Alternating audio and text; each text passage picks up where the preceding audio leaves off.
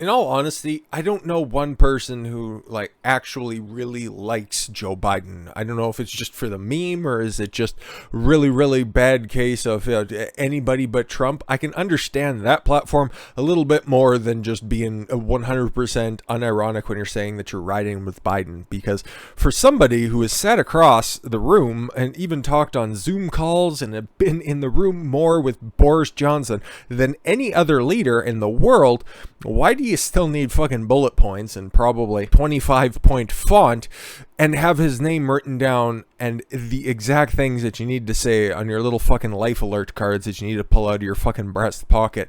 Like, how does anybody think Biden is coherent enough to be the president? You've heard him talk.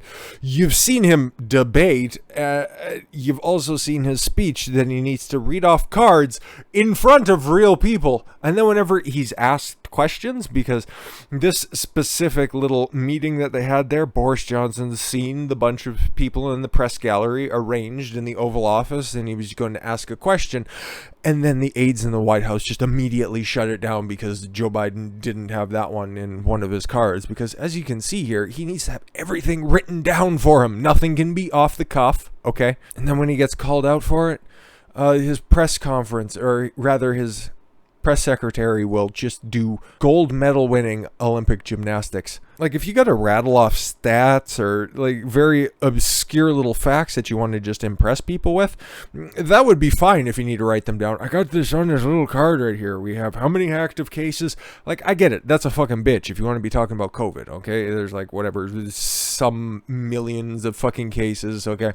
The red states, more people are dying and they're getting killed, and we're going to be running those numbers here very shortly because, oh boy, always be aware of what numbers the media are reporting on, because if you do some digging to actually get to the bottom of things, boy, doesn't it pan out like it should. But give you the proper framing on Joe Biden's little fucking hand-me-outs. I just hope once we get closer to the end of the term, people stop caring, whoever has to prep these, and then just becomes a Ron Burgundy situation where he just continues to start reading whatever the fuck is written down without any sense of what he's saying.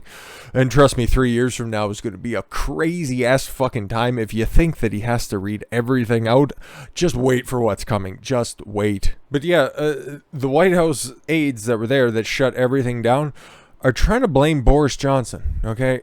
Boris called on the press corps without alerting us. Psaki tries to blame the British Prime Minister for Oval Office chaos when White House aides shut down questions for Biden.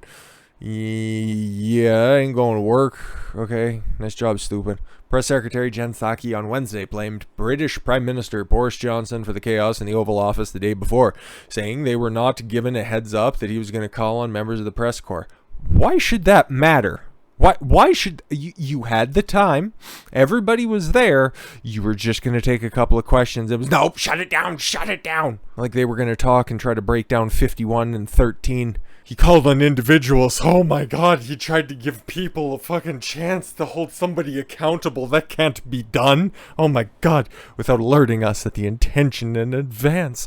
Psaki was quizzed repeatedly on why British reporters were called on during the Oval Office meeting with President Joe Biden, but American reporters were not.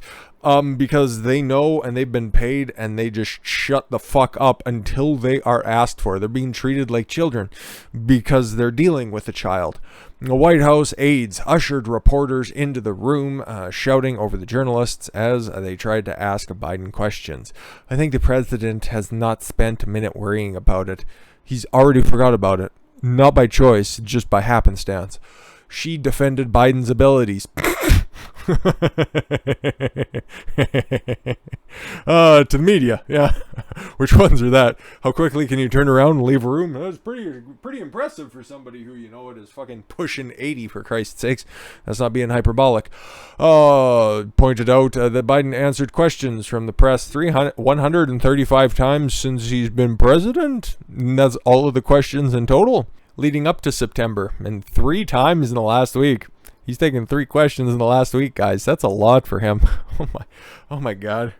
If you can unironically name how many questions the fucking president has answered, and what are some of these questions anyways? How many scoops do you like, Mr. President? What's with all the cool socks? What's your favorite flavor? Why won't you get away from my kid? Like, for fuck's sakes. She won't commit. The president holding a formal press conference. He's only held one as president. Oh, okay. Just hold Trump to these same standards. See if the coddling of the media becomes obvious and apparent. But call the media vitally important to democracy.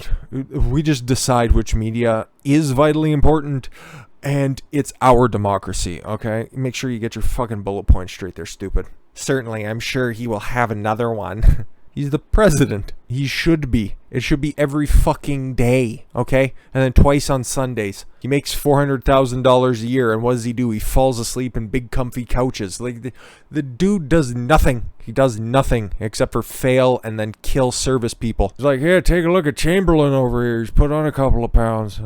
On Tuesday, Biden did not recognize any American reporters, but they're vitally important to our democracy. Questions. During his meeting with Johnson, his aides cleared out journalists as they were tried to query the president. Biden didn't attempt to answer one shouted question from a CBS reporter about the crisis at the southern border. Yep. His answer was unclear. Obviously, he's 78 fucking years old. Asking a question about the southern border, immediately he must have had this one lucid thought. Like so many Alzheimer's afflicted patients, once in a while we'll just have a string of consciousness and then it'll just devolve into why are there raisins in my oatmeal. Violence is not justified, Biden appeared to say, but the rest of his response was not decipherable. So another day ending in Y. Anyways, Biden was at the UN General Assembly and he mumble-fucked his way through some sort of a speech. I don't really know, but he challenges the UN to act together on the pandemic and then climate change, because those are when the next lockdowns are coming. Whoops, I said the quiet part out loud, I think, maybe. I don't know. President Biden on Tuesday delivered his first speech as president to the United Nations General Assembly, telling diplomats that they were meeting at a moment of intermangled, intergender tag team match with great pain and extraordinary possibility to build back better. What does that mean? Great reset. He pitched his vision for America's return on a world stage. It involved a T. It was very vague about it. In sharp contrast with years of bellicosity of his predecessor. Oh, look at how smart I am. I can use big words. Fuck off, ABC. President Donald Trump and which Biden said the U.S. would helm the response to the coronavirus pandemic and the climate crisis. Time's a ticking, stupid. It's been 19 fucking months. When are you gonna take charge on anything? Oh no. Oh, you can't fucking do that at all now, can you? In which Biden put behind decades of conflict in favor of diplomacy and partnership. How many countries have you bombed? How many kids have you killed? You got Syria. You got that fucking little truck full of aid workers in Afghanistan. But those were ISIS-K members, right? Or maybe they would have grown up to be. Who knows? Pissed off China. You pissed off Russia. Like what is this? Is this the return to normalcy? But oh no, we got partners here. Yeah, okay, cool. The world, he said, stood at an inflection point in history when they realized he did what to get to the White House? Oh, and they let him get away with it? Wow. Saying that to fight this pandemic, we need a collective act of science and political will. The science, not actual science. Come on now. They fucking left that in the dust a long time ago. Today, many of our greatest concerns cannot be solved or even addressed through the force of arms. Yeah, like what? Overthrowing the 75,000 fucking sand dwellers? Yeah, it really can't be. You proved that. Bombs and bullets cannot defend against COVID-19. Oh, trust me, if given enough time, if those camps don't prove effective, you'll be trying. His remarks were a laundry list of his goals. Like his socks, his shitty underwear? Oh no. Some of the strongest words reserved for the climate crisis. Which one's that? Can you define it? Is that the one that he likes to refer to as global warming? Or is that the one that Lurch was sitting in the fucking audience, trying to push and was like, oh, you need to talk about that? And John Kerry was out there, by the way. Very funny who came along with him to the UN. You got Antony Blinken, and then you got John Kerry as well. So just a whole bunch of failure. Antony Blinken, who's probably going to be on the hook if anybody ever held the Biden administration accountable for Afghanistan. But yeah, no. And largely glossed over recent tensions with allies. All of them, France being chief of them, regarding the U.S. pullout from Afghanistan. We ended 20 years of conflict in Afghanistan, but let me tell you about the clouds. Go fuck yourself. But yeah, no, he mentioned his predecessor without saying him by name because I don't know, fucking Trump is like Voldemort there. They just don't want to name him because eventually Orange Man's going to come back and he's going to have to answer for all of his fucking sins. I can't wait for the debates in 2024. Like I said, I always hope and wish for the best health for Biden because I want to see that absolute shit show 3 times fucking over for the man who just looks like he discovered the Benjamin Button disease. He seems to be aging in reverse right now, so Trump is looking great, and now he's suing his sister. Yeah, the one who contributed to a book or released the book right around campaign time where it's like, my brother's terrible. It's like, you're a cunt. I love to see family squabbles like this. Former President Donald Trump on Tuesday sued his niece. Oh, it was his niece, right. My mistake. She's a judge, and she's like, take a look through her judicial record, and it's spotty, to say the least. And the New York Times, ooh, see, that's a big important part of this, sued his niece and the New York Times. As if they didn't have enough trouble on their hands with Project Veritas. Add Trump onto that. Trump's attorneys say defendants Mary Trump and 3 New York Times journalists collectively engaged in an insidious plot to obtain confidential records. The brazenness of the defendants' actions cannot be understated. A group of journalists in the New York Times, in the middle of an extensive crusade to obtain Donald J. Trump's confidential tax records, relentlessly sought out his niece, Mary L. Trump, the L stands for loser, and convinced her to smuggle the records out of her attorney's office and turn them over to the Times. All the while, the parties knew full well their actions were wrongful, as evidenced by the insistence on communicating through burner phones, and the Times initially claims that the records were obtained from an anonymous source.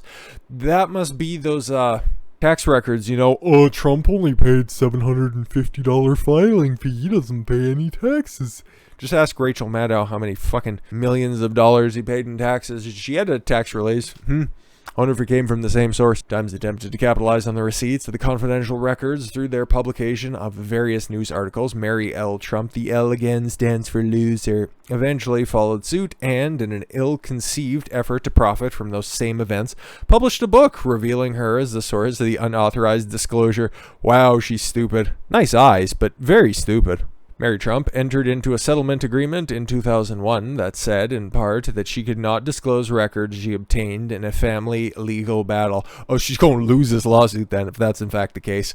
The release of former President Donald Trump's tax documents violated that agreement. According to the new filing, Suzanne Craig, one of the reporters, acknowledged as much in a public event in 2019. And she said the people who hand over taxes are in legal jeopardy, including when, you've got some sort of agreement with the president where you said you wouldn't. Yeah, legal binding agreement. Okay, entered into a settlement agreement. She got paid to not do something and then just decided, but Orange Man's really bad. You guys don't get it. You don't get it. My TDS is acting up and it makes you go ahead and break a legally binding agreement. Sucks to suck. Former President Trump is seeking a paltry $100,000 in damages, as well as restitutions in the form of money Mary Trump made from her book, and the New York Times made from its article in 2018. Oh, that is so fucking delicious. I hope he wins. Hopefully this is one of the lawsuits that, is actually fruitful for Trump, because there's been a whole hell of a lot of unsuccessful ones so far, like that class action big tech lawsuit. Like, what's been happening with that? But there you go. You got a little bit of the past, you got a little bit of the present, and the future looks at least somewhat bright. Just not for Joe, though. Everything becomes increasingly more dim. Not by his own choice, though. Anyways, guys, I thank you all very much for the gift of your time. I've been Don Consuelo. I want you to follow your gut and get after it. Take care, everyone.